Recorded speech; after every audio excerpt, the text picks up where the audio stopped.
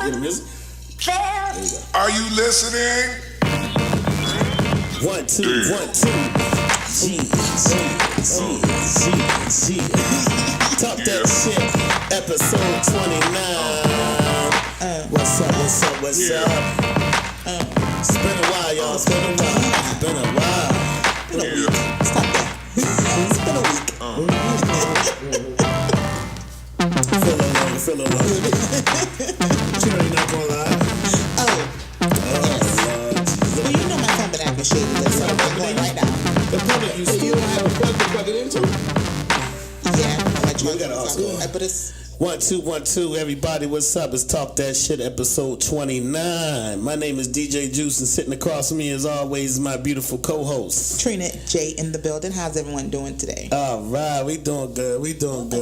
Hey, look, we not alone today. We're not alone. We have a special guest. We have a special guest who I wanted on the show since episode 1. Yes. Don't go there, man. That's shade. Ain't throwing shade. But you know how brothers is so busy. You know what I mean? So busy.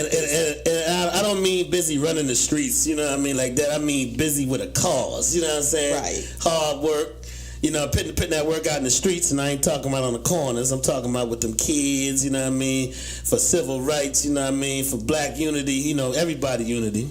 Exactly. Everybody give a big round of applause to my man, Poppa Smurf. Yes, sir. It's an honor.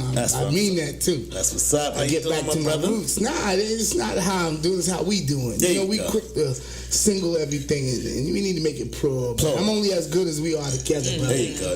You know what I'm saying? This is an honor to come here and sit and talk with y'all about issues that need to be addressed. Yes, that people sir. don't want to talk. Many of the people I hang with call it the elephant in the room. Elephant in the room. You know what I'm saying? But yeah, we're gonna talk about it tonight. Yes, we are. All right, so we're gonna come to Poppa Smurf. You know how we do, y'all. I'm gonna go through some current events. Then we're gonna get Poppa Smurf bio, and then Trina J gonna close out the show. Yes. Poppa Smurf, everything I talk about, we would like you to interject on. You know what I mean? How you feel and all that. I need some help with the first topic too. But hold on, let me give the word of the day. What's the word of the day? Yeah, please. I mean, the word of the day is going to be free. Free. That's what I'm talking about. Man, that's powerful. Yeah. So when you hear free, what you gotta do, Trina? When you hear the word Gotta free, get a shot? it's a mandatory shot. Oh, okay. Whatever you have. And I say it throughout the segment, randomly. Well, you know, one of the things I have to say about y'all, and this is definitely a plug. What's that? Is y'all drink responsibly. Yes, so we does. I don't mind taking a sip with y'all tonight. You know what I'm saying? Yes, we Because y'all drink responsibly. Yes, so we does. I ain't afraid of free. Whip it out. Oh shit, he said it. Yeah, he said it. Whip it out. Oh man. Wow. Let me put on my new reading glasses. Do. Break it out. 1.25. The 1.25 pounds. Public special. Oh, get the man, I specs. got to teach you about Dollar Tree, boy. Oh, I gotta go. Got to teach you about Dollar Tree. Dollar Tree. They last for 3 months. That's where I get mine from. Yeah, 3 months. 3 months Yes, strong. sir. Oh man. All right, well, Trina, how was your work? How was your week this week? Listen, I had a great week actually. Yeah? I had a great week. You know, things are winding down at the job. Yeah. You know, but it's been good. What's the countdown now? How many days? 5 days. 5 more days. 5 more days. Yes. No doubt. But it is what it is. Still a blessing to have had the experience. Yeah. You put that on your resume. You know what I mean? Oh, trust he is on there. It's a with a little extras. It's a building block. You know, hello. Yeah, I did claims. Yeah. There you go. Wonderful. Most definitely. My week, man, it was cool until like Tuesday. Everybody in my house was sick. You know, I thought I was good. You know what I mean? I got my flu shot and all that. I'm the only one in the house with the flu shot, so I'm like, I see. That's why You thought you escaped it, didn't you? Yeah, Thought you escaped. caught my ass on Tuesday. God damn, man. Listen, man. Right. I Theraflued it down, you know what I mean? Made a little hot toddy with some vanilla crown, you know. No life everlasting, bro. I ain't had none, man. Wow. You know, my granddaddy used to hook me up with that, man. I think I got the last little batch, you know what I mean? Okay. Gotta find it. Right. But other than that, it was cool, you know what I mean? The weather changing, nice. Yeah. I like this kind of weather, I don't like the raininess of it, but you know, I like the coolness. I love the rain. You like the rain too? I like both of them together. The rain and the cold. Yeah. It just give me cold, so at least I can sit outside and make a fire. That's just some cuddling ass weather. I'm just sorry it's cuddling. See, don't stop too early. Sorry. Now. Yeah, but that's how I love this. I love rainy, cold weather. I do. Yeah. I love rain, period. Because I be thinking it cleanses the earth. Yeah. You call it what you like. I'm talking about a tree now. And I ain't even mad at you. It makes your juices flow. Huh? Yeah, it do. I be all bothered. It makes you feel free. Nicki Minaj said, "Get a straw, because this thing is juicy." You know? And I only say that because they say that I can talk to her I want to. You sure I'm gonna say what I want to say. Absolutely. You know what I'm saying? Yes, sir. Yes, sir. Oh, Poppa Smurf, how was your week, brother? Man, it's been wonderful, man. I had the opportunity to go see some children and hear some of the needs they wanted, and be able to reach out to certain individuals, Ronald Goldman, Wendell Gilliard, Pastor Thomas Dixon, you know, an array of everything, Sandy Tecklenburg, you know, Mayor John Tecklenburg, and tell them about some of the people who fly under the radar that could use assistance. I'm not talking about like, you know, major money. I'm just saying a nice gift under the tree that you might not have been able to afford. And you hear these big organizations and they get the kind of resources that a lot of our children miss. You know, you might have Long Point doing a drive like that and you only allowed 3 bikes. You know, when you could use 17 bikes, 17 kids could deserve a bike. So having these kind of friends, you know, and I can reach out to them and tell them, you know, and they know my history, it seems like it's a benefit now to all communities because a lot of the ones that would have got missed no longer get missed. So I had a good week, man. I can't complain. And one of the things I'm going to say, even though I'm drinking, is in the morning time when you wake up, you might want to blame it on the alarm clock or one of the kids coming in the room. I don't want to do that. I want to say it was ordained by God to open your eyes so that you could go on. Now, you might not make the best out of that day, but he's going to give you an opportunity to go do it. You know, so if you say, if I had a good week, that would be first and foremost. But as I went out and I labored, because that's what he says, you know, labor, I labored and was able to position myself where some children this year will receive benefits they might not have gotten. So it's been a good week, Bird. That's good, brother. Fantastic. That is good, man. That is great, brother. That's great, man. That's what I'm talking about. That's why I say, yo, waking up in the morning is the first step, man. Exactly. What you do with the rest of the day, God let you do make your own path. You know what I'm saying? Exactly. Yes. Your own path. All right, so let's get into some current events. First, a lot of them. I need some help with this one, Smurf, because see, I know a little bit about it. We want to say congratulations to Atlanta's black female. Shout out. Now, see, all I know is from Tavis. Yeah, her last name is Keisha. I know Keisha. Yes, it's a name that you would think, and I had it on the tip of my tongue, and you know, I still suffer from marijuana use. Don't do it no more now. Don't do it no more. But she was fortunate enough to get the seat. And we have a system now that wants to identify the African American success as being a fluke. And I seen that. They want to get a recount. They want a recount. Are you serious? Yeah, they want a recount. And then they're actually trying to justify it as being a normal procedure, saying that if you get under 1,000 votes, it automatically goes to recount. That's not true. Bullshit. That's not true. Once the percentage comes in and it's been certified, you have to certify that this person is winning. Then you call for the file. I'd like to have a recount or whatever, and then then they would say, well, why do you want to recount? Then you use the law. You say because it's been less than 1%, you know, and we want to recount. But anyway, she's not the first. If you look all over the country, you'll realize that a lot of African Americans are taking this seat. And we're not going to just say, like many tried to convince us, that we voted for Barack because he was black. White people are voting for African Americans. Most definitely. You know, white people are standing behind it. Asian people are standing behind it. People from the islands are standing behind it. What's happening in this country now is you're starting to come into a realization that African Americans have been the first and the originals. and a lot has descended from us. And I always bring this up when I talk to people, and it goes back to slavery. Why would a white man have invented the cotton gin? Shit, he didn't pick cotton. Yeah. So it's obvious that a black person invented it to make it easier on us. Hell yeah. So when you see these people moving up into these positions, it's not because they moved up because it was comfortable. They earned it. They earned where they're at, and it's a benefit now to the city of Atlanta because a lot of the opportunities that was slipping through the crack. And I'm gonna use this word, nepotism. Nepotism has killed the African American because every other ethnic group uses it. They'll vote for their brother. When they get in a seat, they get their brother a chair. African Americans don't do that, but we're doing it now. And that's what's actually polarizing where we at. I work with a wonderful woman named Margaret Slider who taught me some stuff about polarity. Plus and minus, and for every negative there's a positive. This is a positive. This woman being the mayor of Atlanta, along with gender, because we know what Huey Newton said. Huey Newton said the civil rights movement was destroyed when Caucasian women said, "Well, we want the women's right movement." And we had so many African American women that felt that they deserved to have the same position job-wise, and they didn't want to just be barefoot and pregnant in the kitchen. They jumped on with the white people, and it disturbed the movement of the civil rights. And now you're seeing the result of that because it's coming back home to where you see African Americans as doctors, African Americans that head of household. How many single parents? Trina, you're one. Single parent that is doing good.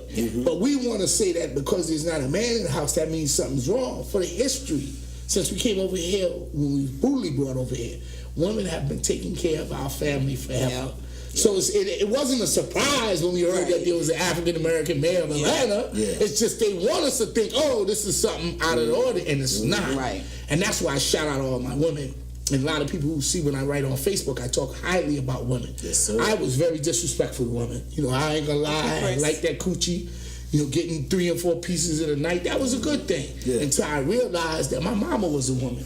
So when I use names like hoe and bitch and slut, I'm talking about my mama. So now I'm looking at the revocations of doing stuff like that when I see a woman mayor become the mayor of a major city like Atlanta.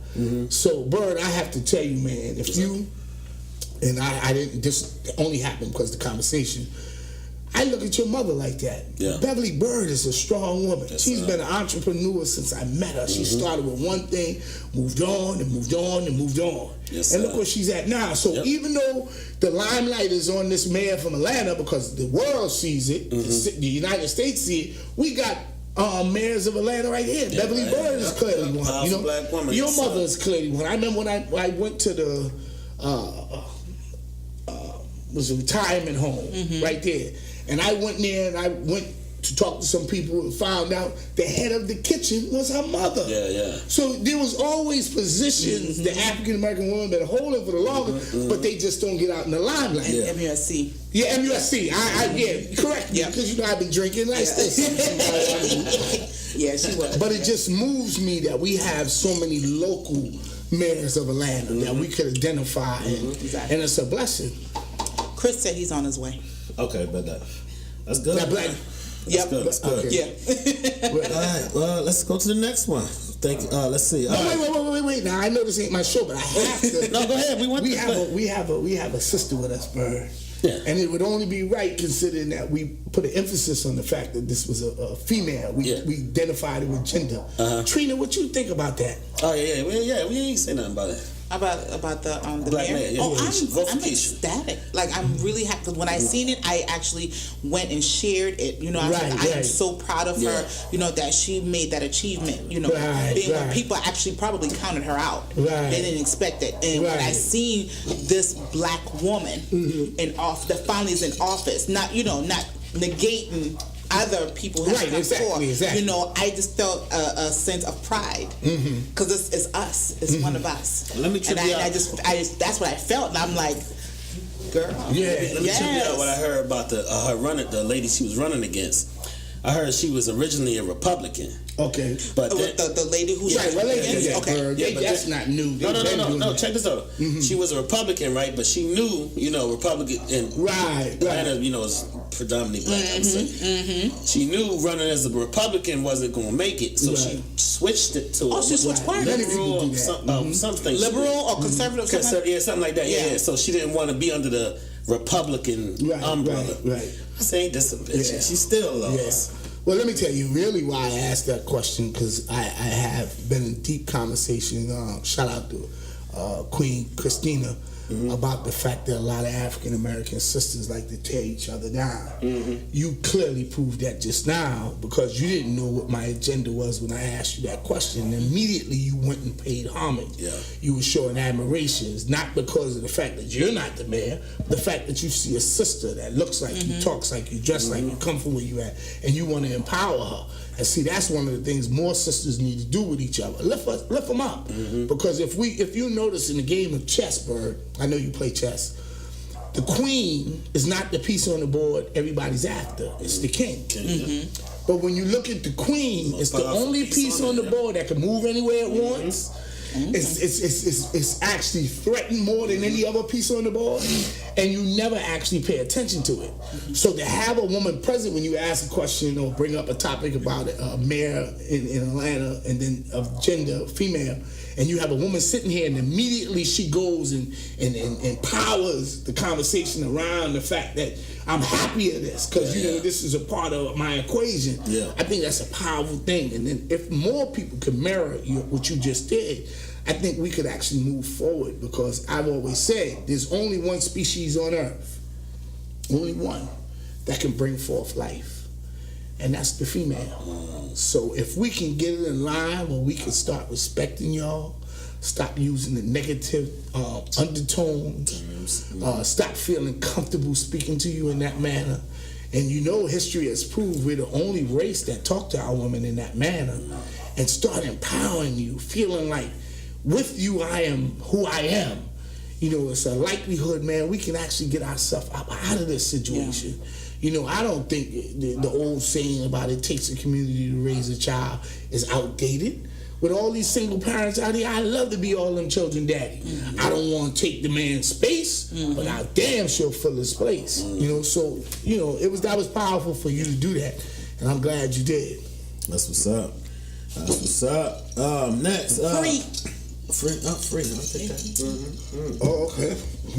All right. I'm digging this show here. DJ Cass. And much love to you, bro.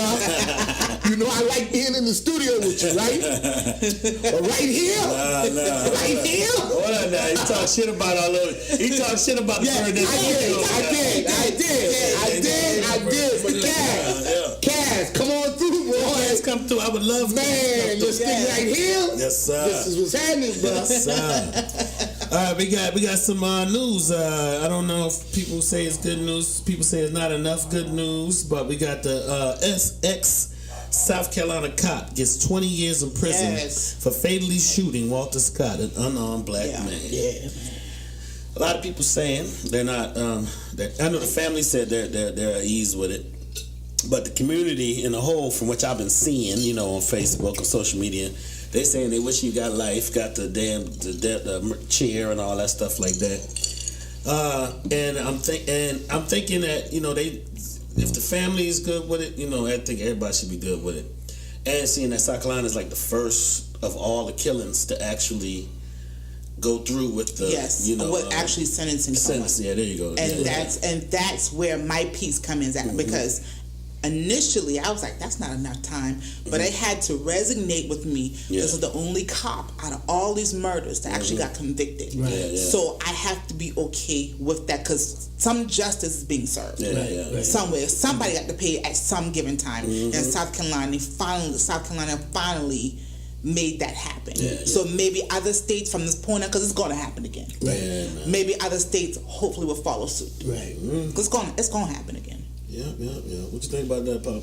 Well, you know, I was in that personally. Me and Thomas Dixon. Shout out to Pastor Dixon.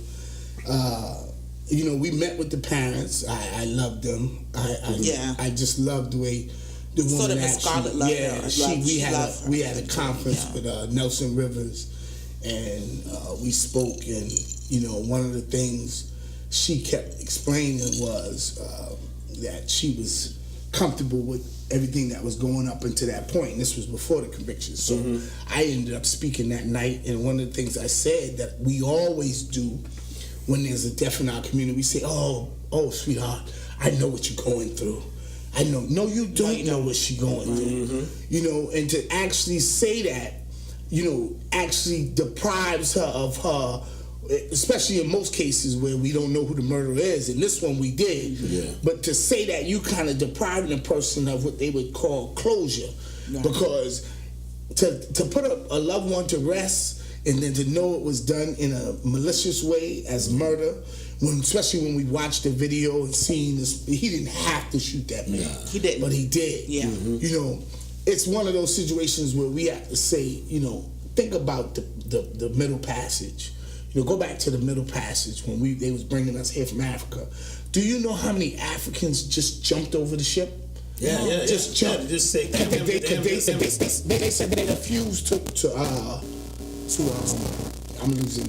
Oh, you got it. Okay, they refused to be enslaved. So and no disrespect to my Jewish family, because I deal with a lot of Jewish people as well, but the Holocaust can't be compared to what went on with the Middle Passage. You got numbers for the Holocaust because, as you know, they didn't do that with Africans. Right.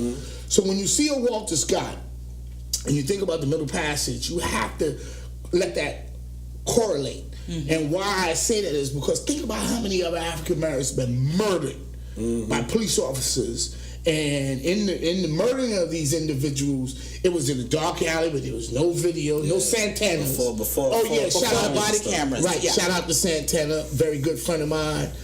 Much respect to you, brother, for doing what you did.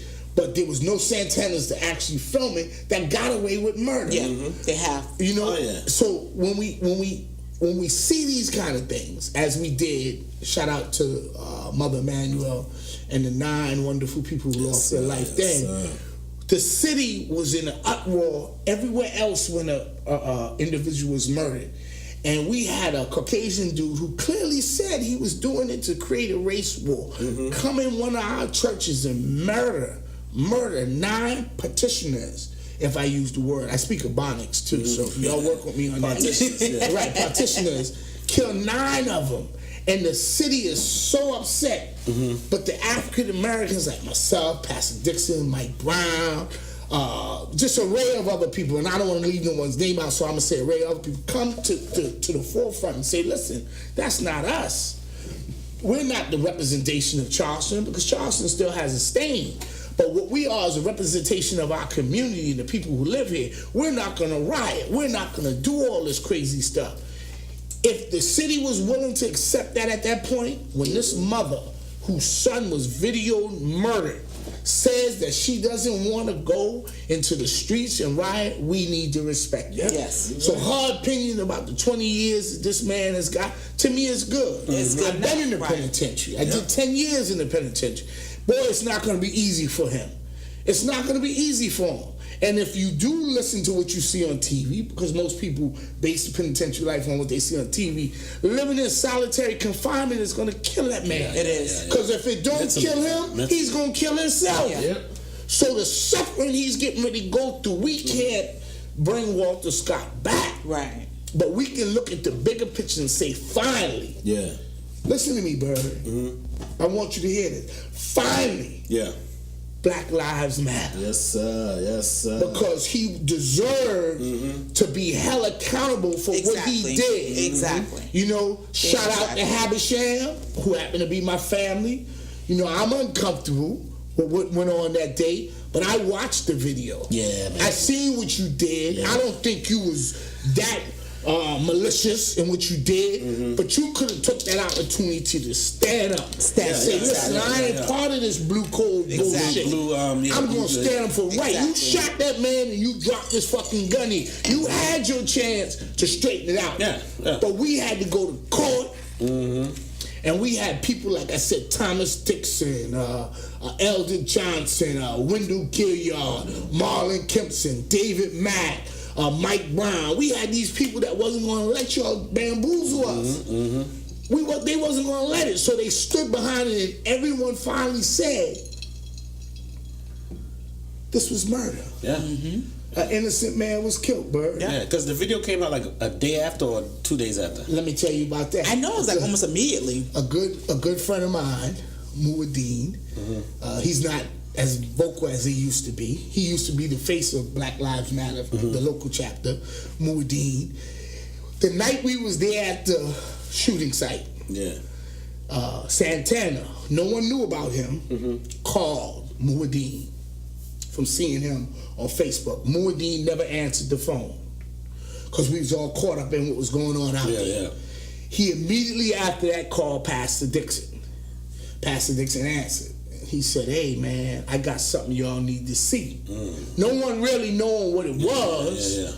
So Pastor Dixon immediately took that to Walter Scott's brother and said, "Hey, a guy just called me and said such and such." And they left the site. Muad'Din left, Walter Scott's brother left, and a few other people left to go meet Santana. Yeah. And they showed the video. Wow. They showed the video. And once they seen the video, I personally I didn't want them to know, because if you know the chief, North Charleston chief, I'm not going to even honor him by calling his name, because I don't have no respect for him. Yeah. But the chief got up there and said, "Oh, well, he shouldn't have run. He shouldn't have run." I know y'all seen the videos when it first happened. He shouldn't have run. He had child support warrants, and he had cocaine on him. So does that warrant him his life? So I can't shoot a man that just robbed me in my house, and if he's running out, I can't shoot him in the back. Exactly. The law says you can't. Yeah. You know? So having a video, I'm like, let's get two birds with one stone. We're going to show how corrupt this police department is. Now, I'll call this man name.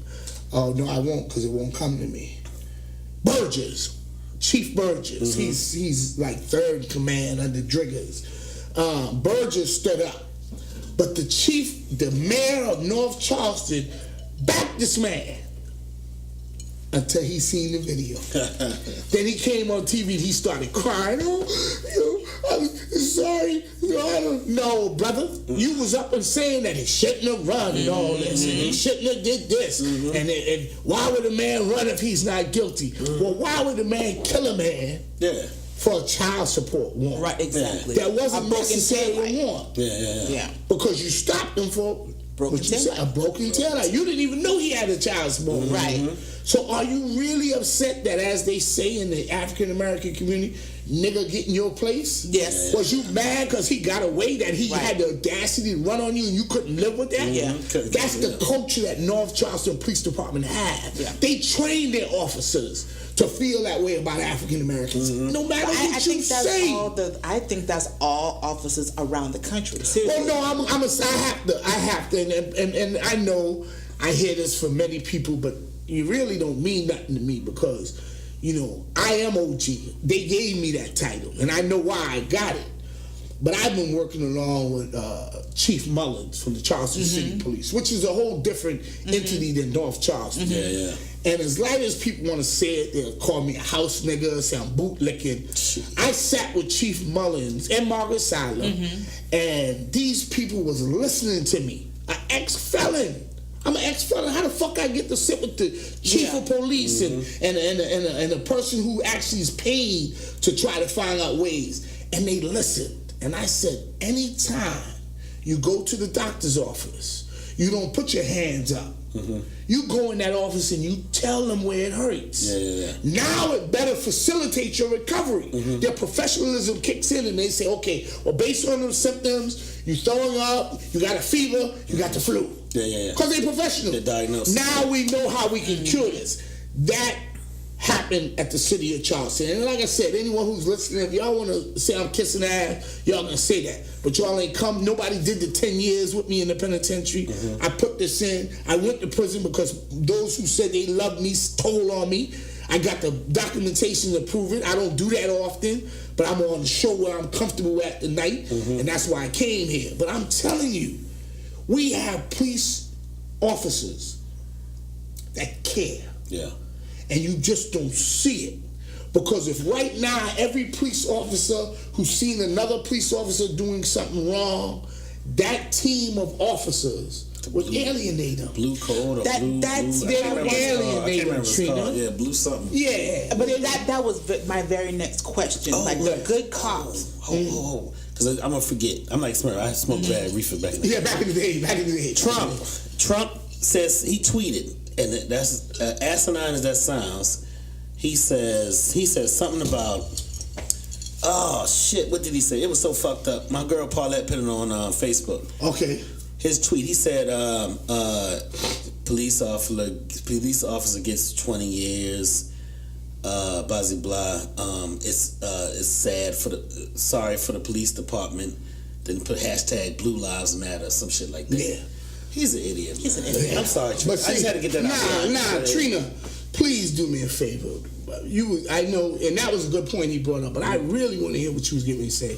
Yeah, no, what I was going to say, what I was going to say before, okay, I lost my train of thought now. Nah, that's cool. I guess you must smoke some weed too. Yeah, ain't no need to lie now. Bring that shit out. What the heck I was about to say? I know.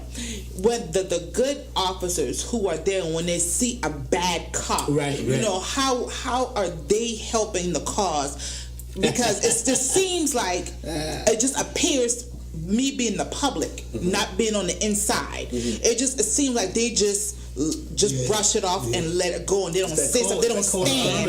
They don't stand for the injustice that's going on, and they know it's wrong. But because they are part of the Blue Lives, because their brother clearly they have a brotherhood being in there, like don't talk, don't tell, don't see, that type of thing. Well, let me so say the this good cops who really, what do they take on corrupt cops?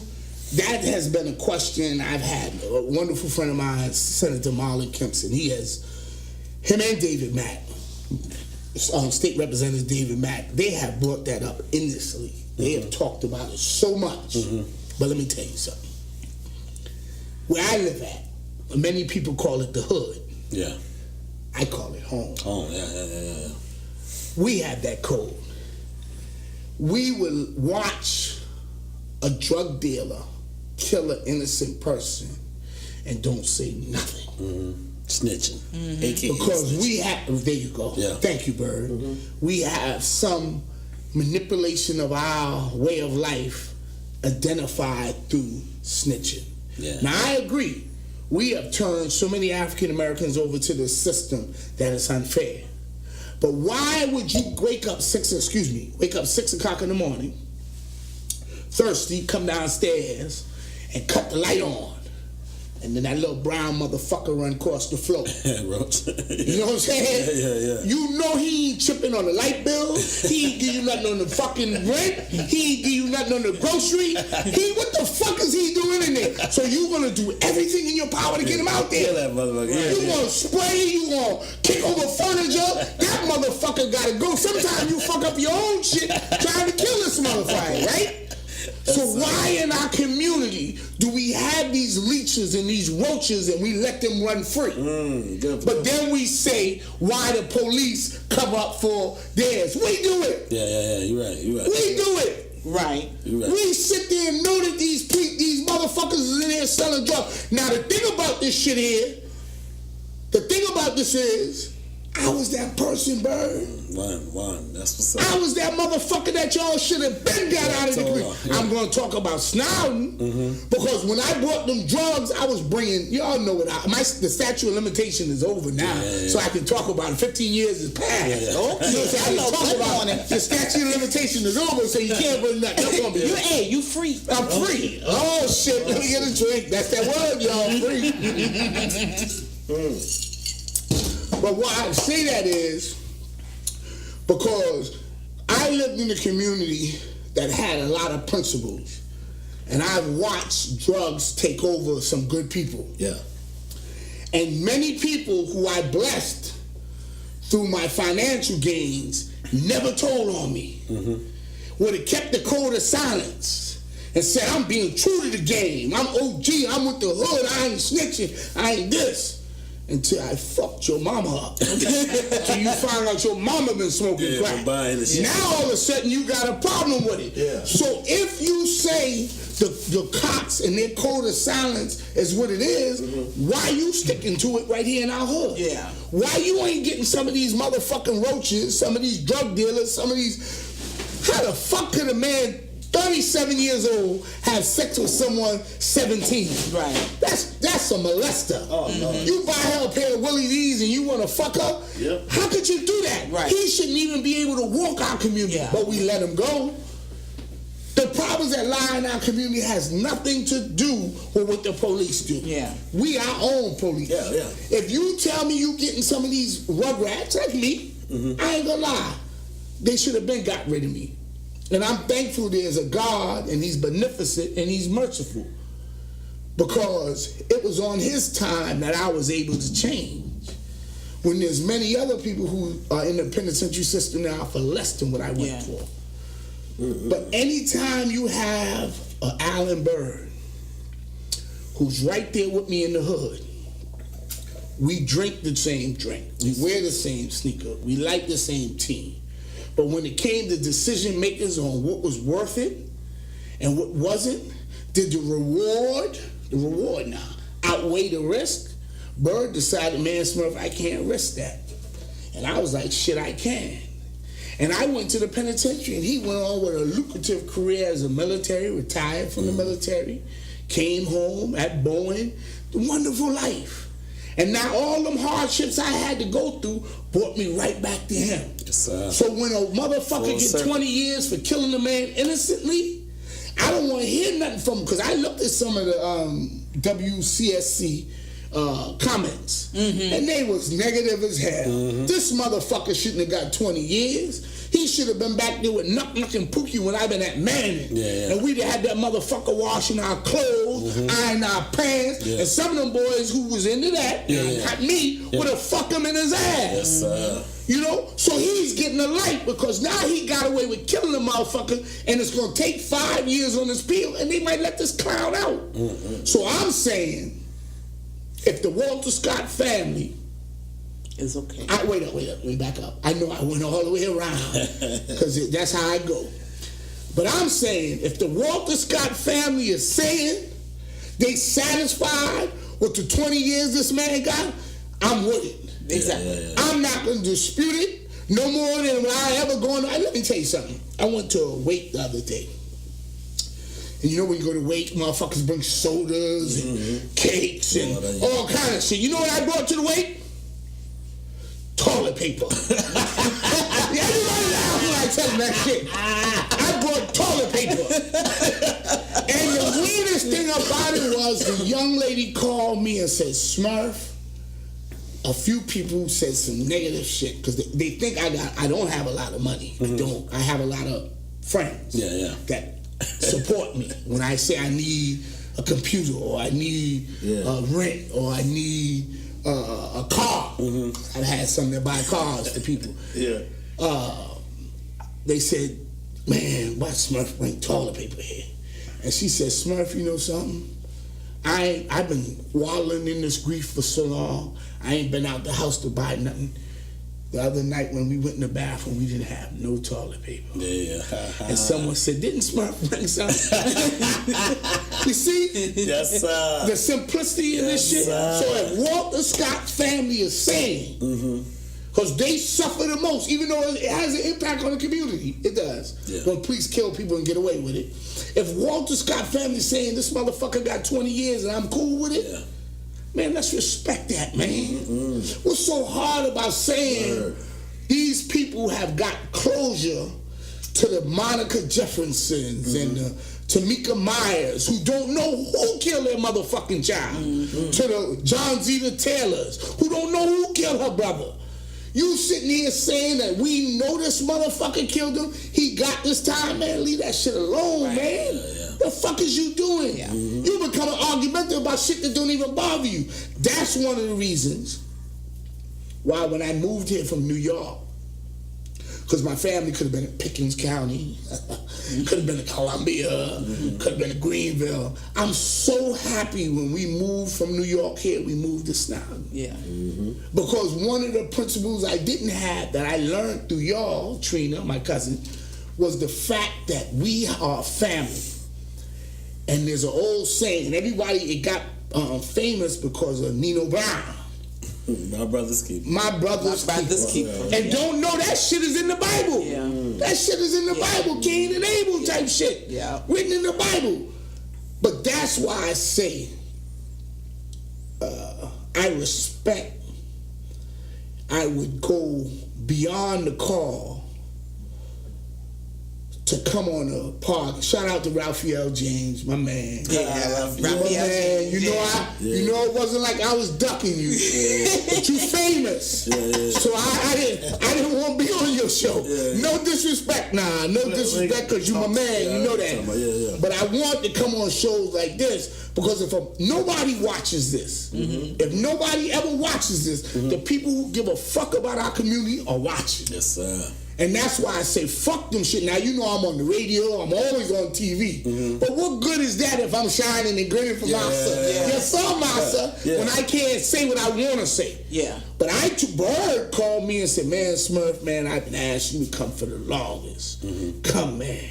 I ain't going to tell you what to say. You're going to get to say what you want to say. You know, if you feel like Malcolm, who said that, and he retracted that, fuck the white man, you can say that. You know, I want to be able to be in a position to where I can say what I can say without being constrained to some bullshit.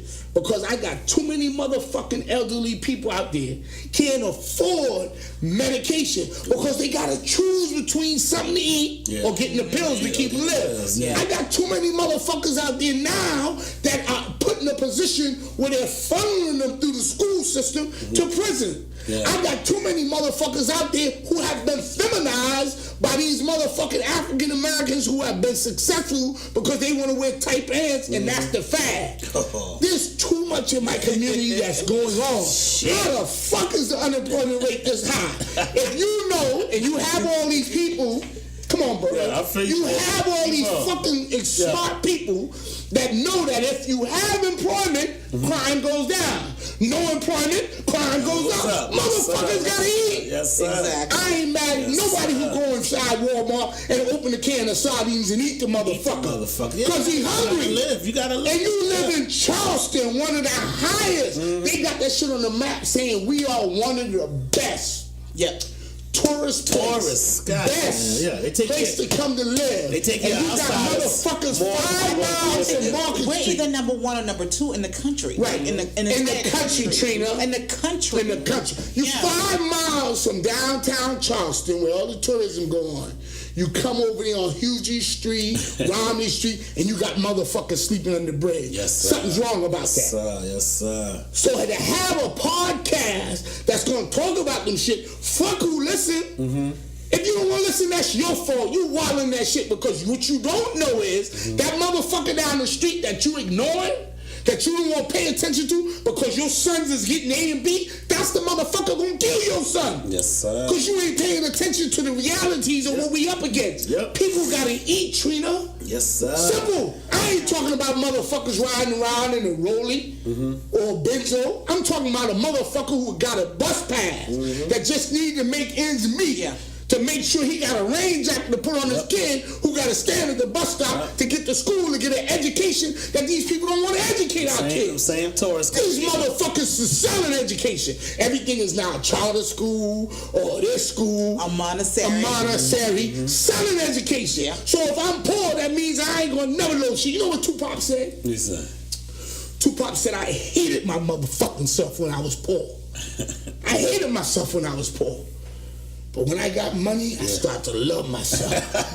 And them white people couldn't stand it when I come in a restaurant with a sister. You know, they hated it even more when I came in with a white woman. But that's what Tupac said. But you would never see it.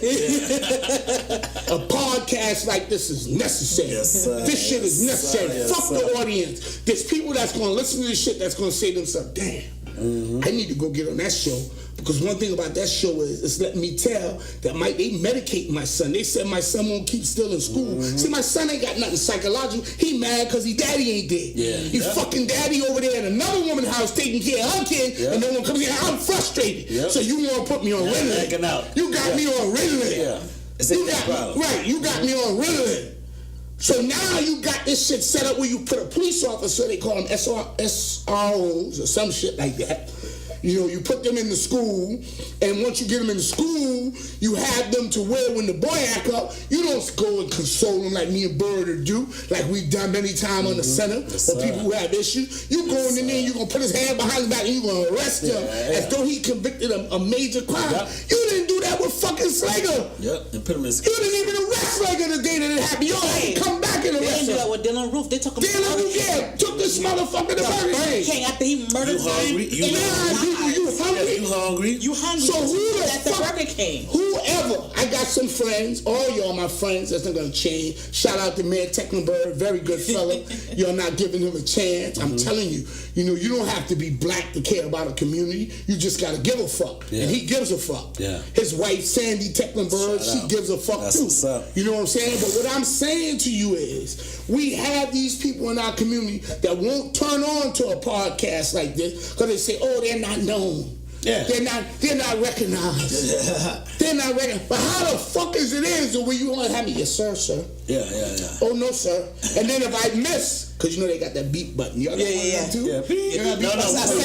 We say fuck, ass, bitch, motherfucker. Pussy. I can curse and say, but you got that show where it make it seem like every time I say something, hey, beep, you ain't even understand what the fuck I said. Beep so much. Beep. It's censored. But look where I'm at now. Look where I'm at now. My man. And I'm here for one purpose. Hey. The people who I fuck with, this ain't your time for all your stuff now. We still got some show to do. But I just I know you in it. I know he in it. He in it. Take free. I love it. Come on, let's talk. All right, let's talk that shit. Talk that shit. Episode 29. Hey, shout out to Shakim. Much respect. I'm gonna make sure I get you here, brother, because I know how you feel. This is where I want you at. This is what we do. Look, when we finish, when I put it on, tag everybody that you want to listen to. I want them to hear this. Exactly. Right. Let's get into the craziness. Okay. Come in, Poppa Smurf. God damn it. Let's get it. We probably need a part 2 with Poppa Smurf. We might. No, he's too hard to get. He too hard? We're taking his name. We're gonna take his name. But hey, see, he ain't gonna tell you. I hit him up last week. I said, Bird, I coming. But he won't go fishing or something. He went fishing. I said, I coming. That's my. Let me say something right quick. Go ahead, brother. See, I'm tired. Like Quentin, Quentin does a good interview show. He let me speak. But a lot of the times I go out. Matter of fact, I'll be at Royal Missionary Baptist Church tomorrow at 9 o'clock. I ain't been there yet. I want to go to. I'll be there tomorrow at 9 o'clock. I'm doing a youth summit. They're gonna have over 250 kids there. Wow. The kids actually asked for me. They told them who they wanted and who was coming. The kids said no. My name wasn't even on the list. They didn't even have my name on the list. The kids said we want Poppa Smurf. So I'll be there tomorrow morning. But let me say this. Go ahead. I don't want to take over your show. I know you vitamins told me to go. But I'll be honest with you though. Coming here tonight, and whether we mainstream or we just local or whatever you want to say, I have to say there's more Poppa Smurfs out here. Yeah. And the thing about it is, if you give Nuck and Pookie an opportunity to tell you where it hurts, they're going to let you know and we can solve these problems. We know that we are in a state that has African Americans pitted against African Americans. Yeah. Yes, sir. We have an education system that we see, like Malcolm said, what dummy would send his child to the enemy to be educated? We send our kids to school. They teach us everything about what we stand for here in the United States. The brother took a knee the other week and they made a big deal out of it because he didn't want to be a part. What y'all are doing, what y'all are doing tonight is a positive step in a direction that people are going to start marrying it. Now, you could have a Shot Ike on the show or Boss Hall and probably get 150 likes, and a million fucking followers. Yeah. But the thing is don't have the Facebook revolutionary. Have the ones that's in the school. Yes, sir. Have the ones that's in City Hall and City Council that's going up there and he's talking for these people. These people have given me so many fucking awards. I've seen them. Received so many fucking awards. Yeah. And the thing about it is, I'm surprised they still giving them to me. Because I say, what the fuck is you giving me an award for? And you left half of my community back there suffering because you don't know that Piggly Wiggly, because it's a major brand, doesn't bring that good meat to my community. You don't know that Walmart doesn't bring that good poultry to my community. Walmart is selling second grade meat to us. Piggly Wiggly's second grade meat, and you don't want to know that. Wow. So a podcast like this, having motherfuckers like y'all too up in these people's face, man, fuck that. Wait, Shakim. Man, I'm coming to get you for this shit, bro. This is when you gonna be able to say. Please bring him back. Shakim done been inside City Hall to let them boys know. Yeah. Shakim's coming. Mike Brown's coming. Hey, that's my man. I need Cass to come because I gotta talk to Cass. Cass is my man. I'm on the show. You remember we was doing the show? Yeah, I remember that. And a lot of people don't know, and I'm not gonna get into this too deep with him because that's his career. But Cass ain't always been down with that movement, Yeah. He couldn't say it. Yeah, I know. He couldn't talk about it. Yeah. Because that's how he eat. But listen to me. Boy, DJ Cass is one of the realest motherfuckers I met. Well, I need to talk to him. Behind the scenes. Yeah. And I respect that. I need you to be right there. I need him to be right there because I need to talk to this dude here. But understand now. Now, we can make that happen. But remember, Cass eats off that. I know. Oh, absolutely. I wouldn't want to put him in no position where people say, Cass, you feel that way about this shit. He can say whatever he wants. We're not going to pressure him to say anything. Free. I just made a free drink. All right, hold on. Come on, bro. We're just going to get him drunk. Goddamn, Smurf, you done took an hour up with the goddamn show. I ain't going to get my sex. What the fuck I'm supposed to say? Y'all going to commercial and shit. What the fuck I'm supposed to say? Commercial in this motherfucker, Gina. Man, fuck it. Let's talk. Save the commercial. What the fuck I'm supposed to say? They giving you any money? I got a new card, man. Hold on, time out. Come on. They ain't giving you no money. Let's go to Trina's segment. No, hold on. All right, Trina. All right, let me take. No. Oh, no. Hold on. Oh, I got to talk about this. Hey, put him on camera so they can see this executive producer. Y'all see this motherfucker? Hey, look here. Y'all need to see this pretty one right here. Look at that smile. No, I got you. That gal is something else. Hold on. Let me talk about this first. Okay, go ahead. Okay. Oh, Jesus. You know what a trend is, right? Who? A trend. Yeah, trend. You follow it. Okay. Let me read this. Russell Simmons is stepping down from companies after allegedly sexual harassment claim. Now let me ask you a question. Y'all heard all these, everybody getting sexual harassment claims, blah. Is this a new trend? It is. I think so. Let me read this. Legendary music producer and mogul Russell Simmons is stepping down from his business after several claims of alleged sexual harassment turned up. According to a Hollywood Reporter, model Kerry Clausen spoke out about how she was harassed by Simmons after Simmons denied that it happened. That is, when award-winning screenwriter Sidney Lumet decided to share about her own experience with Simmons. Lumet in her letter mentioned that she first met him in 1987, and over the next couple of years, she would see him at local nightclubs. They had mutual friends, and she always thought that Simmons was very funny and cool. She said for years, Russell tried to pursue her. He even sent 250 balloons with the note, please baby, baby, baby. She was flattered and then began talking about the night she shared a car with him. She said, at no time that night did I say, Russell, I will go home with you, or come home with me, or I will have sex with you, or I have the desire to have sex with you. The driver refused to bring her home, and when she tried to ask Simmons a question, he sat there in silence, and then the doors locked. The car stopped at a curb, and she felt scared as she got out the car. He took her into a back elevator and she said, alone in the elevator, you pressed me into the corner with your body, your hands in your mouth.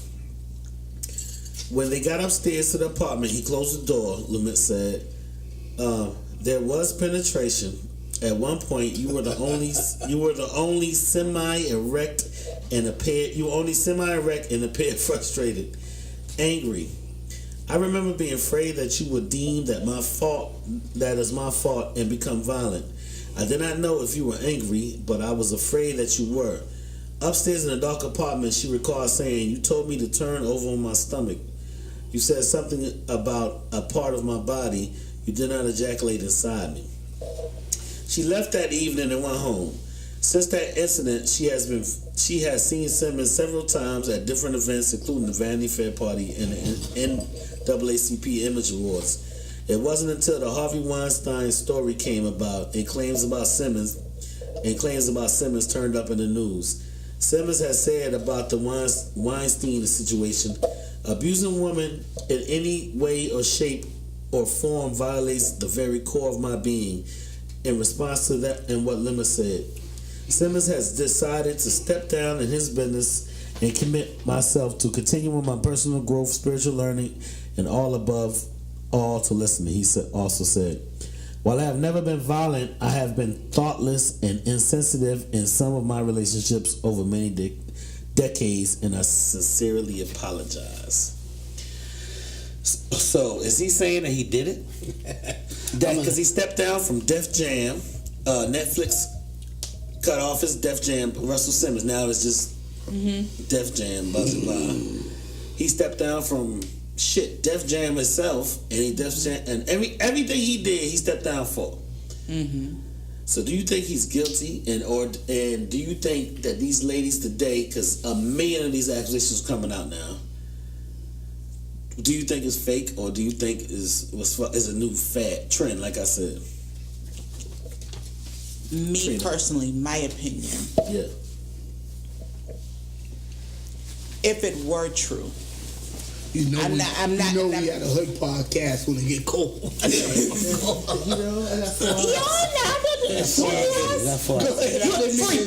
Drink some free. Yeah, ice in your drink. It's wintertime. You don't put ice in your drink on wintertime. Okay, come on. I do. Hit us with my thoughts, my opinion. If it were true and these allegations, what you are saying allegedly happened, why now come forth after all these people are coming forth for all kinds of things, even when it happened with the Bill Cosby situation. You know what I'm saying? Everybody wants to put all the celebrity everybody wants to come out the woodworks after you've been paid and now that your money done dried up, now you want to come out and say these people did this to you. I think it's a trend. I honestly do. Seeing Russell, not saying that he's not capable of doing it. Maybe it did happen, but clearly his money had you to silence yourself after all these years. Now, on the flip side of it, if he is guilty, he should pay for what he's done to you. But I think the statute of limitations already done exist, you know what I'm saying? Because y'all want to wait till after your money dried up. I had a year. Did I have a year when I read that out? 1987. Oh, girl, sit down. Girl, sit down. Sit down. Please sit down. The question I'm asking is because, like you said, since Bill Cosby came out, we got Terry Crews. Terry Crews is the only one that said a man actually groped his ass. But not talking about him. All these allegations come out about women saying this, women saying that. Everybody say Hollywood was like that. But, if you want to get this role, let me fill that ass or let me hit that or blah, blah, blah. But what the fuck is going on, man? This shit's going crazy, man. Every week is a new story. Every week is a new story because... You ain't live no more? My phone dead. My battery in the house. Yeah. I'm sorry. I told the audience, this was low budget. It's that now. This is Team Magenta. Nah, that shit is Team good. Magenta. But we have the camera. Yeah, everything good. I'm comfortable as a mother. Yeah. I ain't gonna lie. Yeah, but I really do believe that these women are coming forth because they are looking for some more payment. Because honestly, I think they were all were paid off, and now that their money are drying up, now they're looking for some more compensation for what has happened to them years ago. Like, I feel if you are violated, me being a woman, and that has happened to me, I would sing like a goddamn canary. I would sing like a fucking canary because what you ain't gonna do is violate me and get away with this. I want you in jail. I think being raped or sexually harassed really traumatized your brain. Right. Like, and you want somebody to pay for what they've done to you if you truly been hurt and violated. Yeah. No amount of money could soothe you. If you truly have been traumatized in that manner, no amount of money. I need you to go to jail. I need you to pay for what you've done to me. Yeah. You know? Why come 20, 30 years later and wants to say, I did this to you, and now, what's that gonna accomplish? Russell, for all these years, and this man is a mogul. Mm-hmm. He's a mogul with Baby Fat Farm, Run DMC. Those are his brothers. You know what I'm saying? Mm-hmm. That's his brother. Why now? You know, I just don't see him jeopardizing me personally from what he's already been doing. You know, I just don't see, and it's a smart business move. Yeah. Because they said that he put his businesses in his girl's name. Smart move. Mm-hmm. Because that means if I take it out my name, they won't lose anything. Smart business move. He's a businessman. This man got the rush card. Hello? So, but I mean, do you think it was a business move to step down from everything, or or do you think it's of saying I'm guilty? I don't think it's guilt. I think it's protecting his investment because shit gonna get it's gonna get ugly before it gets better. He has to go through and filter what is going on with him, and it's gonna cost him a whole lot of legal fees, lawyers, and stuff like that. So to protect his investments, he has to put it in his girl's name. Yeah. He has to protect what he has going on. I think it's a smart move. It's the best move for him. Yeah. He's a mogul. This is Russell we talking about. Fat Farm. Yeah. Come on. Baby Fat with him and Kimura, his ex-wife. Even though she's married to this wolf man. What his name is? the Russian billionaire. She still carries the name Simmons. Yeah. Because of her baby fat line. Uh-huh. You know what I'm saying? He is a mogul. He has to protect his name. Smart business move.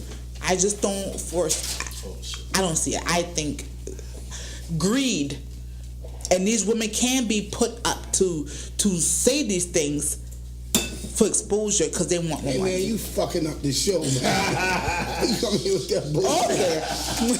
You fucking up the show, man. Well, let me say this about this. Yeah, I don't think it's guilty. I agree with you all the way, but this is gonna get a little personal. I don't mind. Mm-hmm. You know, I was always in a position. Mm-hmm. That's me. Yep. Oh, go ahead. My phone, Dave. Right. Oh, you can claim it back. When I was the dope man, I had a lot of money, and damn, you playing it. That's Trina's phone. No, it's not. Is your phone? Oh shit, it is my phone. Sorry. Go ahead. I'm sorry. I tell you about this low budget shit. My phone do that when it's tripping. I'm sorry. When I was a dope man, I had a lot of money. And, I was able to buy women's stuff, and some who didn't have, and some who wanted to have, and would have gone to any means to get it. You know, I remember one time we used to make jokes about some women being a two-piece.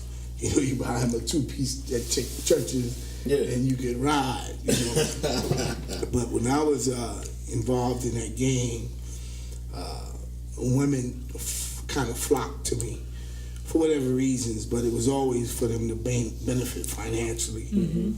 So it got to the point to where I felt like any girl I had want to fuck, I could have fucked. Mm-hmm. And there was girls who wasn't on that level who presented himself in a more sociable way with me, and I felt like, because, man, you know who I am? I'm Poppa Smurf. You know, you see how much money I got? You see what I got? Yeah. That when it was a no, I didn't look at the no as a no. Mm-hmm. And as much as I'm embarrassed to say it, sometimes I might have gone a little too far. I don't think I've ever raped anyone, but still to the point to where there was some roughing up or positions that I put them in that they might have been vulnerable to who I was, and even just my size, even though I wasn't as big as I am now then, but as a male figure. So I'll say this. I think anytime an accusation comes out about a man taking advantage of a woman, and me knowing what I went through when I was in the position I was in, especially with celebrities, I always favored a woman.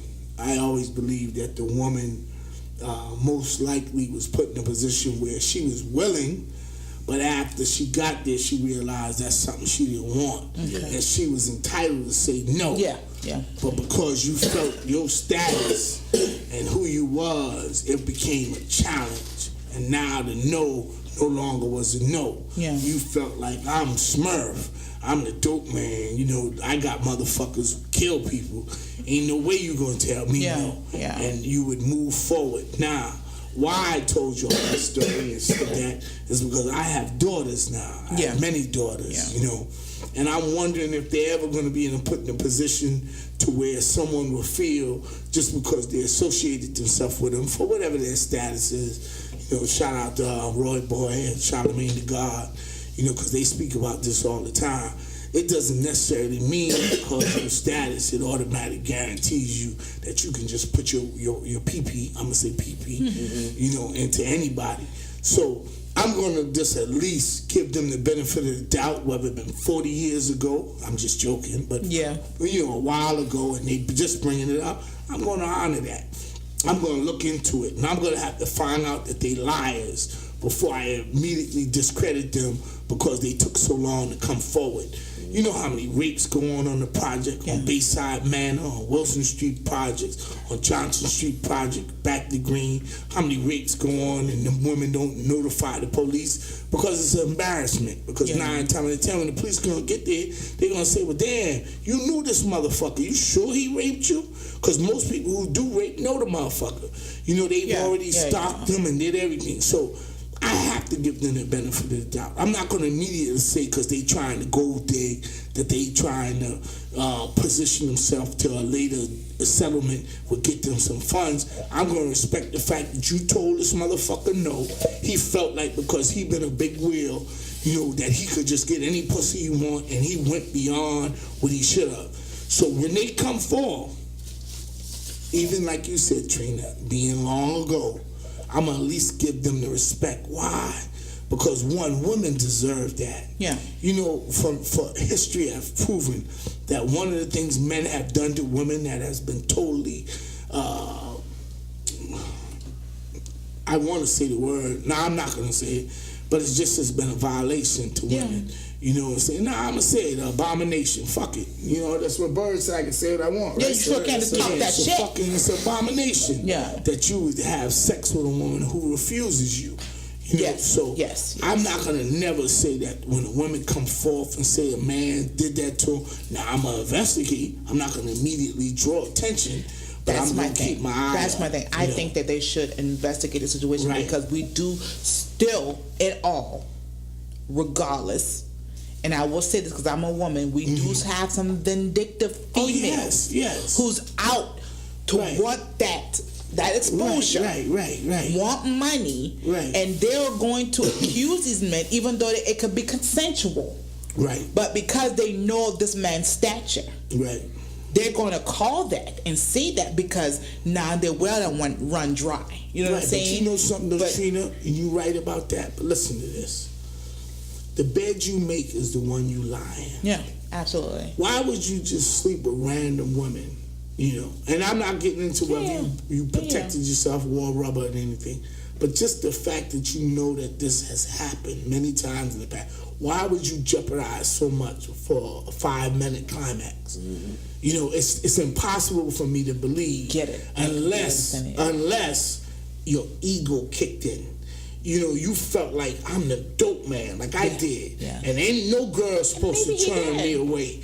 And then when you finally come up after the 99 motherfuckers I done fucked, you come up and say, no, I ain't with it. I be like, bitch, who you man, you gonna suck this dick. You gonna put this shit in your mouth, goggly balls. And then you saying no, and in my mind, I'm so infatuated that I go for, that's rape, Trina. I get that. That's rape. You just violated a woman. And now because of your status, because they get cocky because of their status. Your status tells you that you have the right to dispute that, and say, "Oh, well, you came up by my room." No, I came up in your room because I was honored to be with you, Smurf. I know all who you are. I just want to be in your company. But I don't want to give you this pussy. I got a boyfriend at the house. You know, and then when the baby looking like Smurf, you know, I gotta explain that. Oh shit, I got the most. Hold on. I said it. I gotta go home and explain that shit. Why this baby got a big ass head like Smurf one? You know, the fuck that look like? But let me tell you something. And I say this, and I'm glad Bird brought that up because that's a subject we need to touch. And I said it earlier, there's so many women who get raped. Back to Green, Wilson Street Projects, you know, all these low-income areas, and they don't go forth and testify because a lot of times they become the violators. Well, why did you have on that skirt? Don't you think that's good? Why didn't you wear panties how that they night? Dressed and her appearance. That will cause what the was you doing in this apartment? I don't give a fuck what you was doing. What skirt you had on, where you been at. If you tell me no, I don't have no right. Now you fuck with one of my daughters. Listen. Or you go back in the penitentiary, right? No, I ain't going in the penitentiary. Because I'm going to call on everybody I know to look at the fact that I was violated. Not my daughter now. Because once you rape her, there's no going back and fixing it. So me killing you ain't going to fix the fuck that you raped my daughter. But I'm going to do shit to you that's going to actually turn your insides out. It's going to be like you had an Alka-Seltzer sandwich.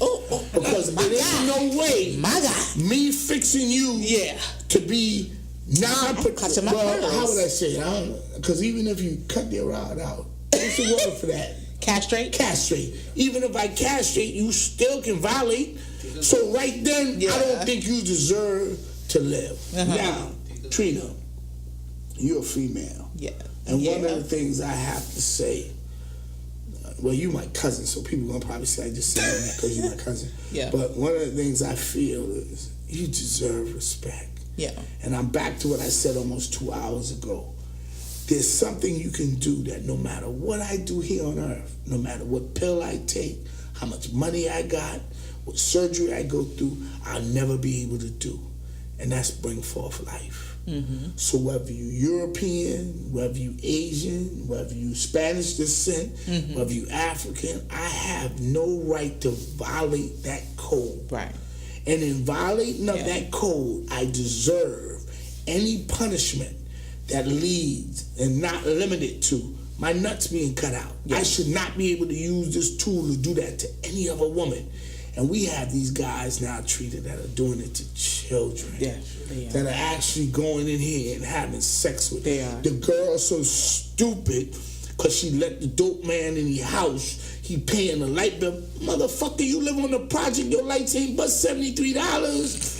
She let him live up in there with her EBT card because she buying grocery now. He eating, he got the little Debbie cakes. He in there living like a king. And now your daughter walking around there in a t-shirt. She's been eating McDonald's, so you know he titty big as a motherfucker. He bunky big as I ain't know what. And he looking at her through the left of the eye. And when you ain't home, you know what he gonna do to your daughter? He don't deserve to live. Now, I don't encourage violence. I don't.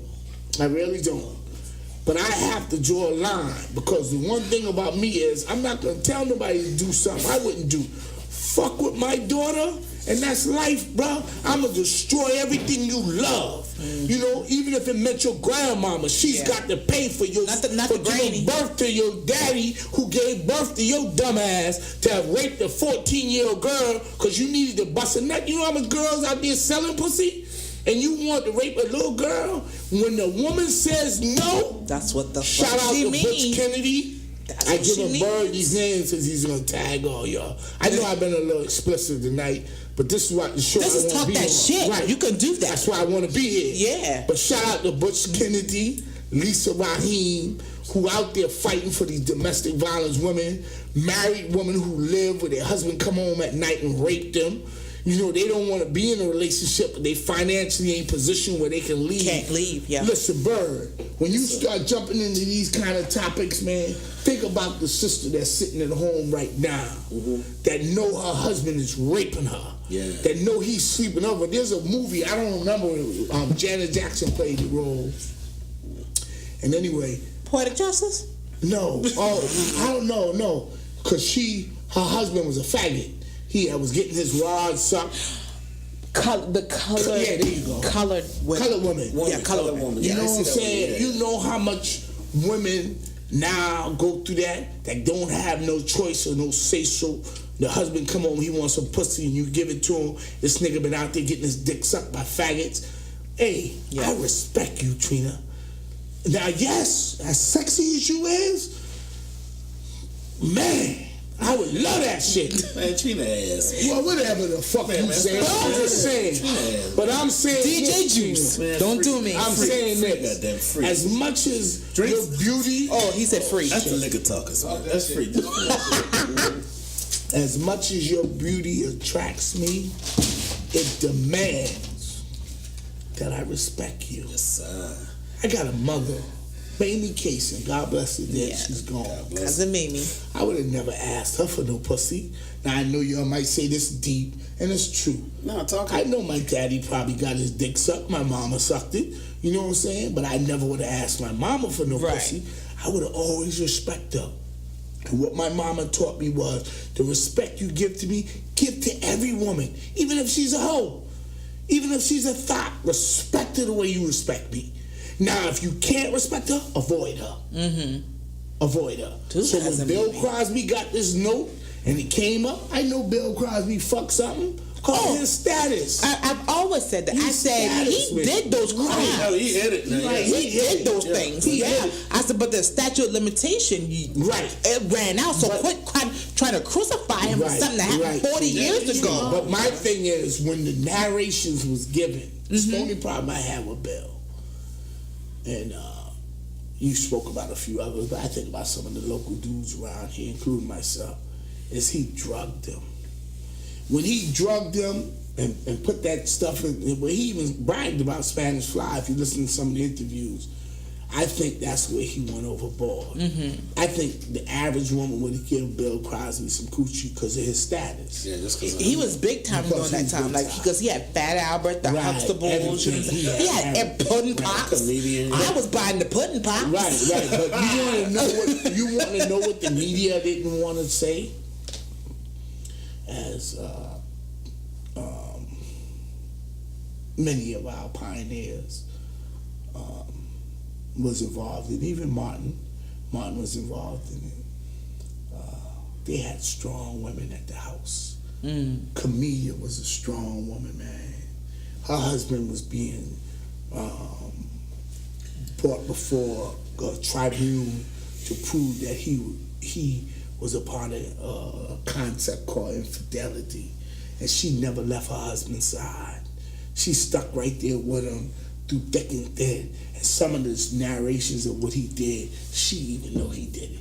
But she stuck there with her husband, like all African American women have done. Now, some people might say, "Well, Smurf, you talk about African Americans, you depriving Asian Americans and other Americans of what go on." I'm not. Everything derived here in America came from Africa. Yeah. So you might have been, as the 12 tribes of Shabazz showed us, you might have had a distant place in another area, and your nose structure might be bigger than ours. Your eyes might be a little more slanted because of the sun. Whatever it was, every other ethnic group respect their women. They don't call them bitches. They don't call, especially publicly, they don't call them hoes. African Americans are the only race of people that do that. And once we realize how important you are to me, Trina, how important, I might not never have I don't look to have a baby from you, but you're going to have a baby one day, and I'm going to be, as the old saying says, a community to raise a child. I'm going to be able to instill something. I'm going to show your daughter the kind of man she needs to be with by the actions I do, as Bird has done with his beautiful wife, Connie. You know, I watch them. I watch the kids. I watch how he interact. As much as he's in the street, home comes first. Mm-hmm. We have to learn how to love you. And once we love these women, I got 2 questions on the segment. That's all I'm saying. Okay, once we show you how much we love you. I got one more. No, you don't. No, I got one more. Table that. Y'all see how they said You're going to table that. I need to ball this up. You don't have to ball it up. You can fold it for next week. I have 2 questions. Well, I mean, this is something nice. Relative. This is black. It's black. Yes, it's black. Yeah, that's why it's nice. One more black empowerment. What? One black. Okay, yeah, because I love get you, to my Trina. I love Trina. you. No, they ain't saying nothing when damn John was here. John at 7 with 2 hours and shit like that. Yeah, I'm most 3. Free. Goddamn, that man said free. Oh shit. Hold up, one more thing, and then Tree will get a second. Black Power wise.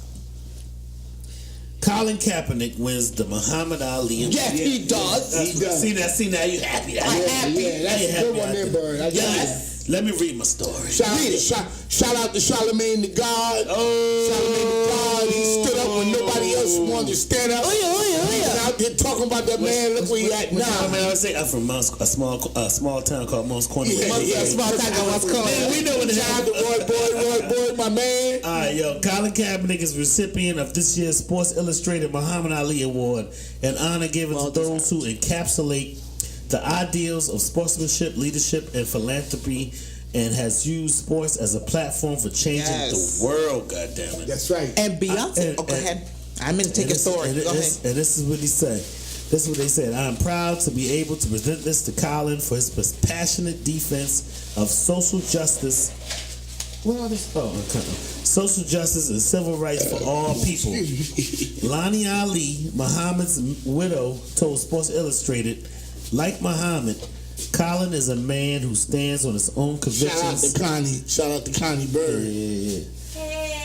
Right. Like Muhammad, Colin is a man who stands on his own convictions with confidence and courage, undaunted by the personal sacrifices he has had to make to have his message heard.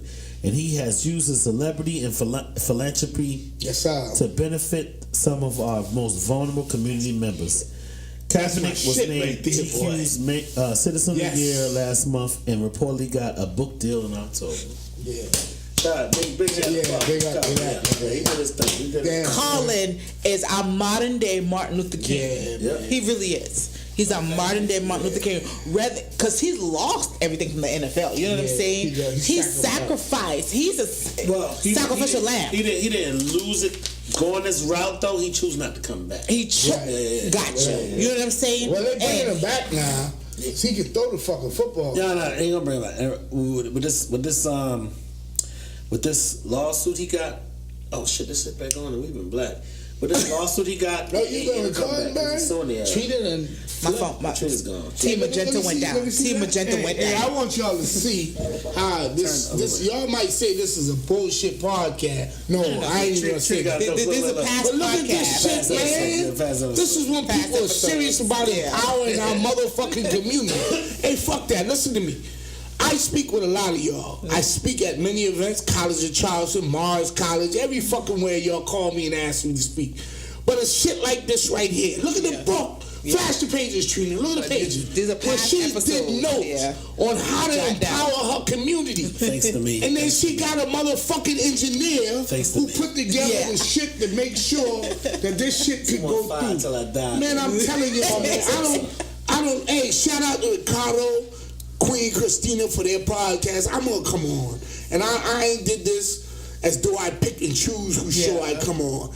You know, like I said, shout out to Raphael James. Shout out to Monica Ellis, Sharon Jones. Yeah, all of them. Mm-hmm. You know, all I'm saying is I was an opportunity tonight to be the elephant in the room. Yeah. As I said, when you start addressing issues about our elderly and their housing situations, our elderly and their medical situation, whether they have to choose between paying for medicine or buying something to eat.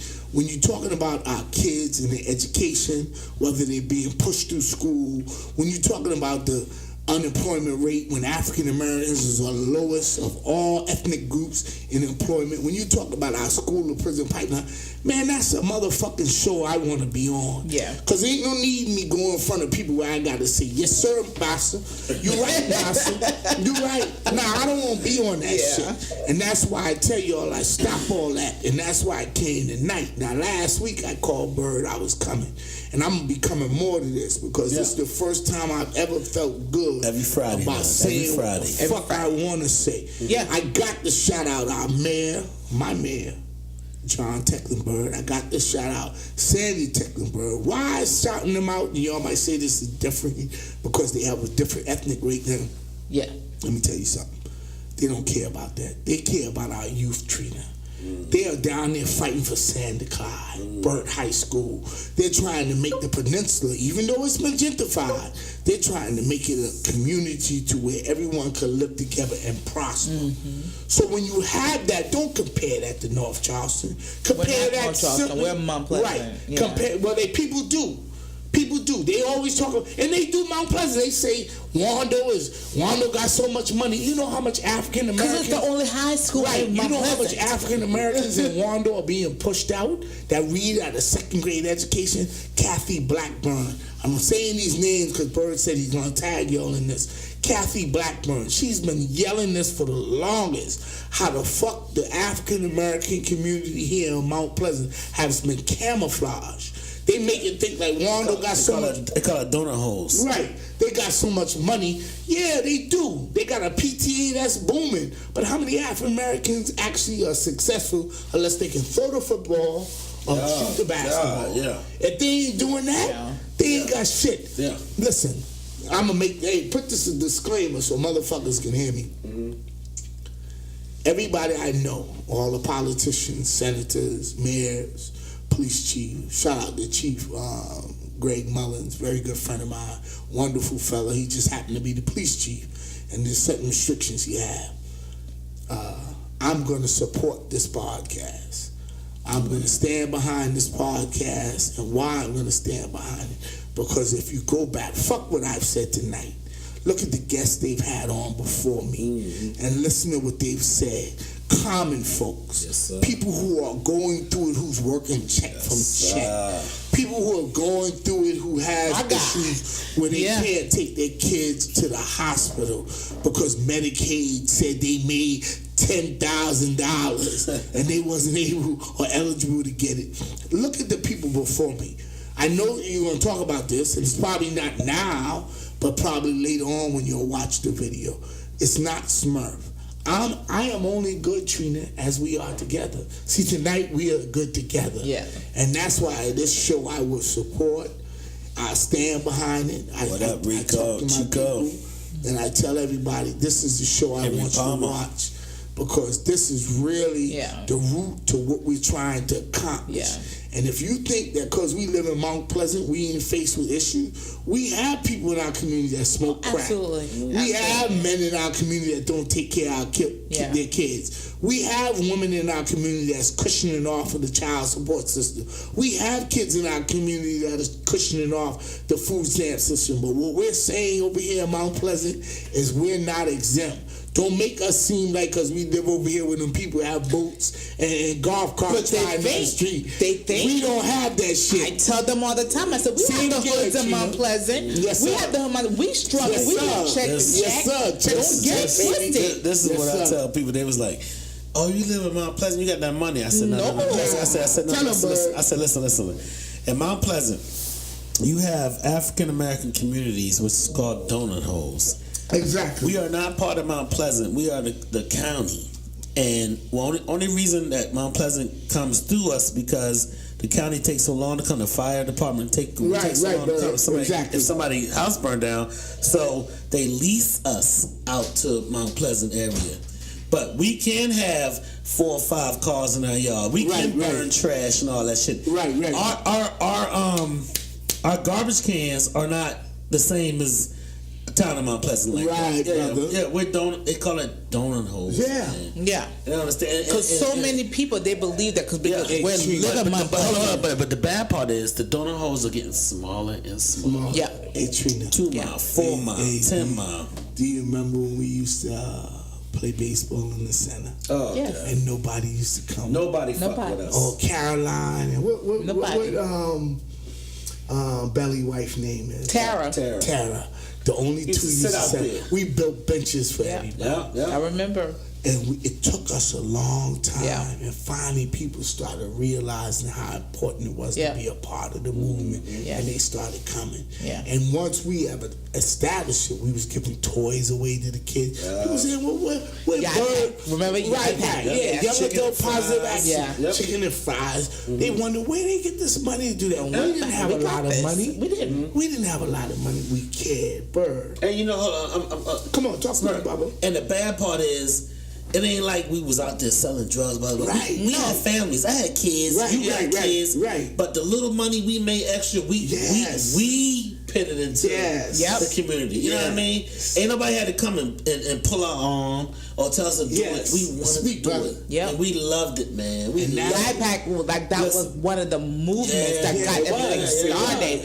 You know, we gave back to our own community and surrounding community. And the bad part is, and I don't want to speak bad on Snowden, but this shit happened. We would act, and it happened out the fact of saying that we had a little bit of leverage in the electrical. Well, anyway, I was the vice president.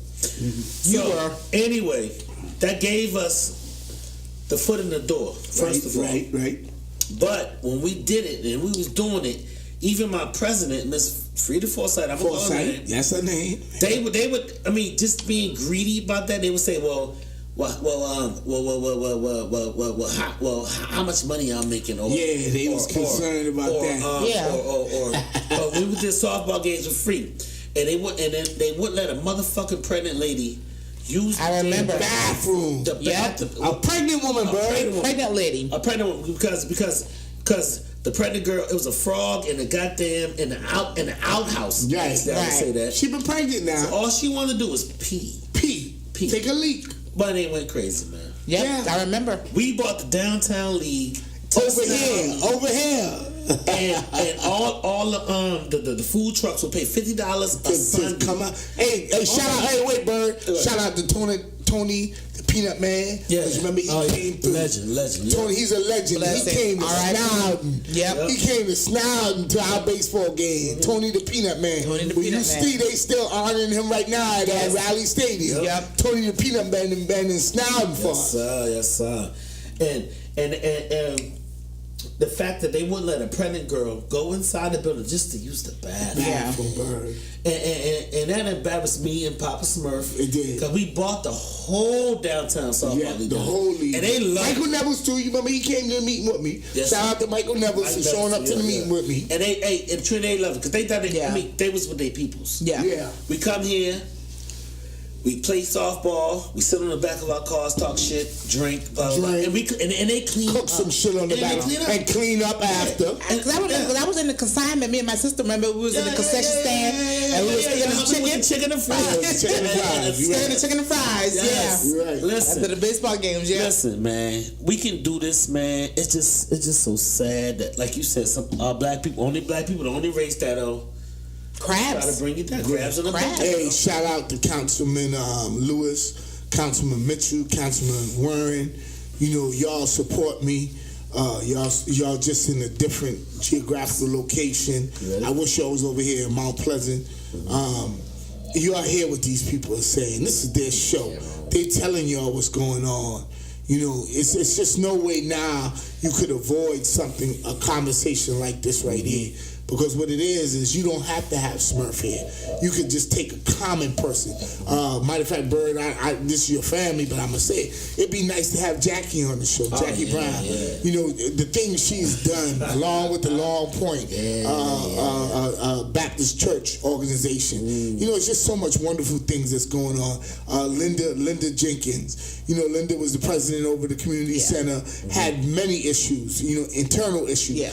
And one of the things she said is, Poppa Smurf, whatever you need to do, do it. Bring the people you need to bring. I'm telling you, there's a mirror and there's an actual blueprint that Snowden has actually put in. I actually said the other day after the parade that I think we need to be classified as HQ. And HQ means headquarters. Yeah. Because what we've done in Snowden has precedence over every community here. 10 Mile. I was up there in 10 Mile last week. Samantha, shout out to you. Sorry about the loss of your son, but I was up there for you. 7 Mile, 6 Mile, 4 Mile, 2 Mile, Rimmers Point, Green Hill. Donut holes. Yeah, all donut holes. Because I don't mean to cut you up. Because No. Jonathan Gore, he had brought his wife and his son. Yeah, Jonathan is my man. Yeah, Turtle. You know, he brought his wife and his child out to Snowden Parade during Thanksgiving. Right. Even though the weather was bad, it rained, it was cold. He let them know this is our heritage. This is what we live for. He said this is where we come and congregate. You know, as a family, this is what the community is about. Right. And he let his wife know this is tradition. That's powerful, right? And he's saying this is what we come here for. To watch the fellowship of our people and our heritage. This is what we do. And he was just schooling his wife and his son on the tradition of the Snowden Parade. And even though it was raining and cold, it was cold. It was still a great turnout, and we was like, Bird, you all gonna go back on these names, right? we're gonna go back. Yeah, we go back. Well, y'all just heard what this young lady said, and I wanna. This is real deep right here, and it's special to me. George Hopkins, Professor Hopkins, and Professor Damon Fordham. These are I know two that he's a friend of mine. Yeah, I see him on Facebook all the time. Yep. And I forget the Virginia College. I'm not sure. I hope I didn't say that wrong. But these are two individuals I would love you to plug in this. These is individuals. Well, actually, Professor Hopkins is a Caucasian fella, and you would never know that because of the struggles he's been through in reference to educating African Americans. And he's a college professor, made a lot of money, and he donated a lot of that money back to educating people. Y'all heard what Trina just said about Gore sitting out there to the parade and telling people about how important the heritage is. Professor Hopkins and Professor Damon Fordham actually came to Snowden one day to help preserve heirs' property. And shout outs to them. I hope Bird said he's gonna look y'all up. Yeah, we do. George Hopkins and Damon Fordham. Please tag them in this because they are very essential in what's going on in the movement. I think again, like I said, I could easily get these two individuals on your podcast. They're wonderful people. They support what you're doing. They might not drink no liquor like me. Because let them know we free. Right, we free. We lay back. Oh, we free. Yeah. So shout out. But I came to the show tonight, and most of the times I'm invited. I always do the talking. Actually, I get a little stipend. People give me a little money to do this. I have, and I've already shouted out Ricardo, Lewis, and Christina for their podcast. I came here first. Please don't take it in the way that I wouldn't appear on your podcast. But I want to say this. I came here tonight for one reason and one reason only. The people who I'm sitting at the table with, I have much respect and love for. And I position myself now in my community to where a lot of people have seen the wonderful things I've done. And I don't want to take no credit for that, Trina. I'm only as good as we are together. You know, I got to this threshold and where I'm at now is because of people like yourself and people like Bird. So I really want to take a time out to say thank you for even inviting me to come here tonight. It's a little different than I'm normally used to going to because I'm not allowed to drink. I'm not allowed to put my head down and say what the fuck I want. So I don't like to use profanity because a lot of young kids look at my podcast. But we want people to be free to speak. But I want to be free to speak, you know.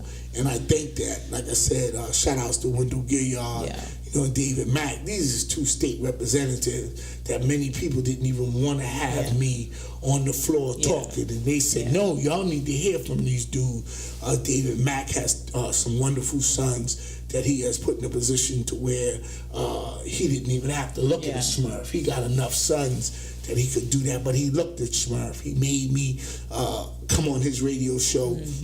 He has a radio show. I forget the gospel channel he's on, but it's a famous gospel channel here, WYJN. I don't know it, but he had me on his show.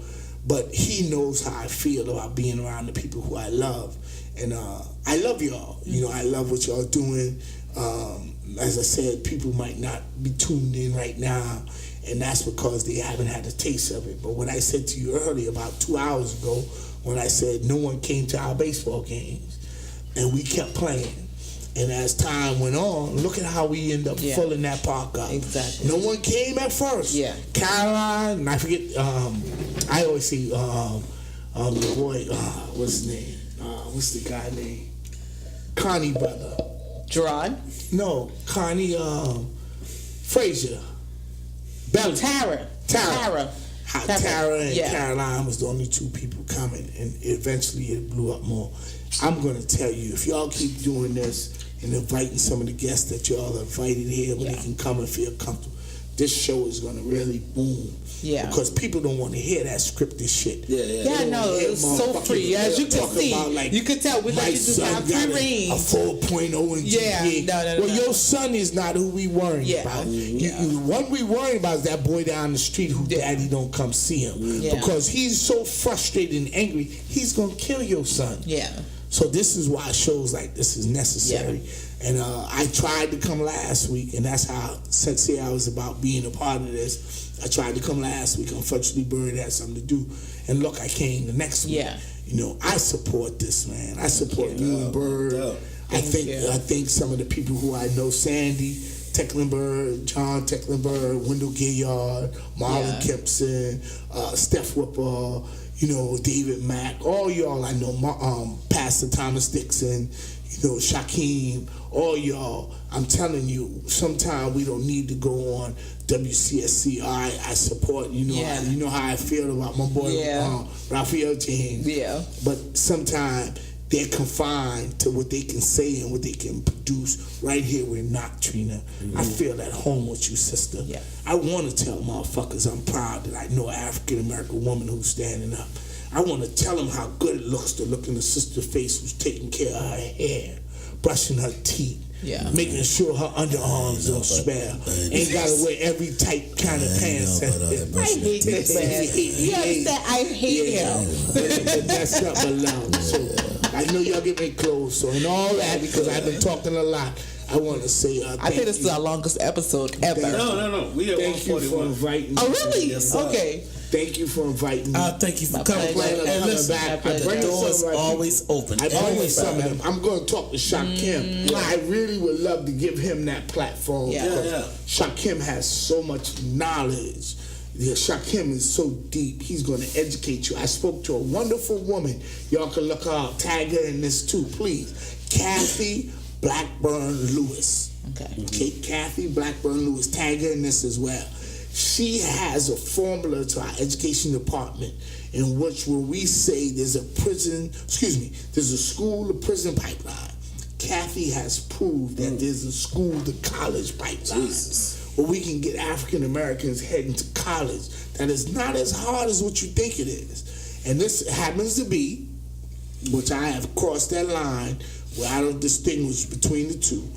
She's a European woman, and she is so concerned about people of color making it to the thing. To when I say the thing, I don't mean it like that. But education is questionable to me. I have a good friend of mine named, tag him in this too, Andre Muhammad. He's the head of the Nation of Islam here in Charleston. Y'all need to get these people. They'll come. I'm sure they'll come and be a part of your pocket. They have information, man, that you need to get out to those ones who ain't listening to us now. You know, right now. But watch, but they'll come. Because as much as you hate to say it, misery loves company. Absolutely. And if you keep turning your eye, Bird, it's going to end up knocking at your door. And when it knocks at your door, don't be like the boy who cried wolf. Be proactive. Be be a part of the system now that's moving. We started from Walter Scott and we ended up the education. Come on, man.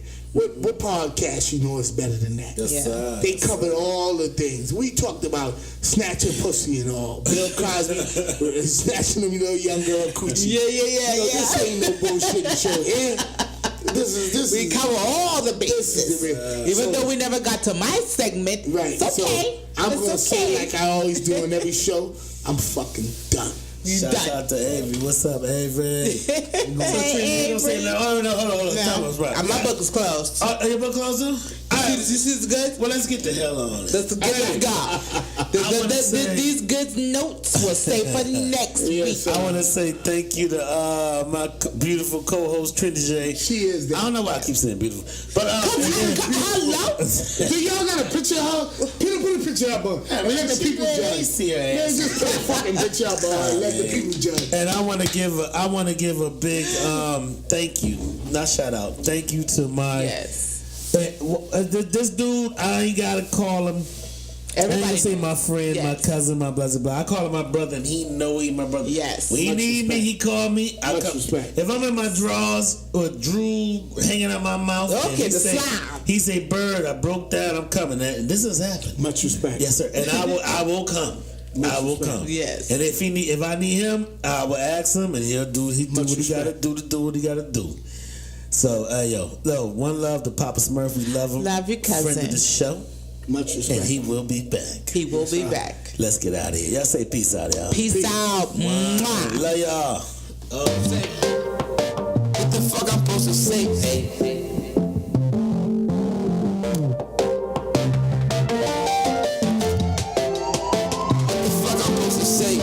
Police pull me over, they ain't got nothing to say.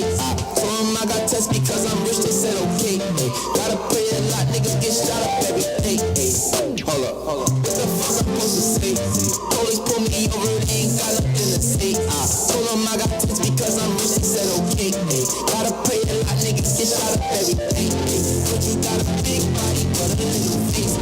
Got a 40 of my pencil with some 100K. If I feel a way, then I'm gon' say it to your face. If I put up a lot today, I make 100K. Yeah, I just might make 100K. Yeah, if they put a price on me, I double what they pay. Yeah, they say they don't like me, give a fuck about what they say. Yeah, I could take your bitch and make you think about what you say.